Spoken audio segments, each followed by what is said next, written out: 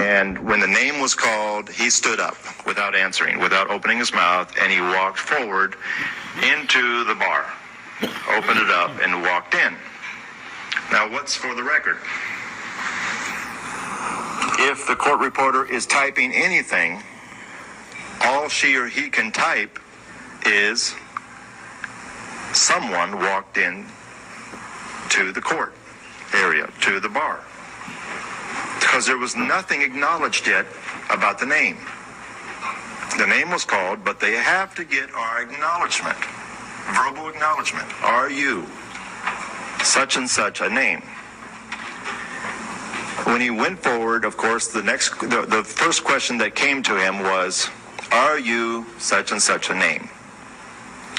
And he paused, thought about it, raised his finger and pointed at the administrative arbitrator, the facilitator, the King's Bench, and he pointed and said, I do not recognize you. Pointed to the court clerk, I do not recognize you. Pointed to the attorneys, I do not recognize you. Pointed to the court reporter, I do not recognize you. Pointed to the bailiff and said, I do not recognize you. Complete silence. And he turned around and he slowly walked out. And no one said a word. The whole courtroom was completely silent. What was he saying? Well, she read it to me from the Black's Law Dictionary, and I got excited, and I went and confirmed it, because just because someone says something to me, I want to confirm it myself. So I went, I believed her, but I just wanted to see what it said. And I checked several different versions, the 5th edition, the 7th edition, and it took me to, the word recognize took me to the word recognizance. And to summarize the word recognizance means, by definition from the Black's Law Dictionary, it means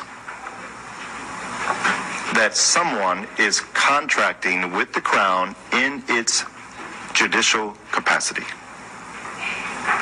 And so when he pointed his finger and said, I do not recognize you, what was he saying?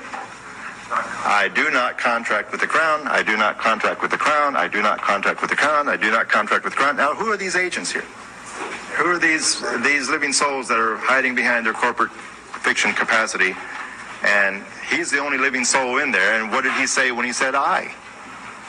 He said, I, who am I? I is a living soul. Because a fictitious plaintiff can't say I. A fictitious plaintiff can't say me. A fictitious plaintiff can't sign, can't walk, can't even sign a power of attorney to give to the plaintiff's attorney that's representing the fictitious plaintiff. Produce the power of attorney that's signed, giving you, Mr. Plaintiff Attorney, the authority, the power of attorney to represent the fictitious plaintiff. And some other things that just tie into this is, and to this day he hasn't heard anything. Where there is no contract, there is no case. 1938 Supreme Court, Erie Railroad versus Tompkins.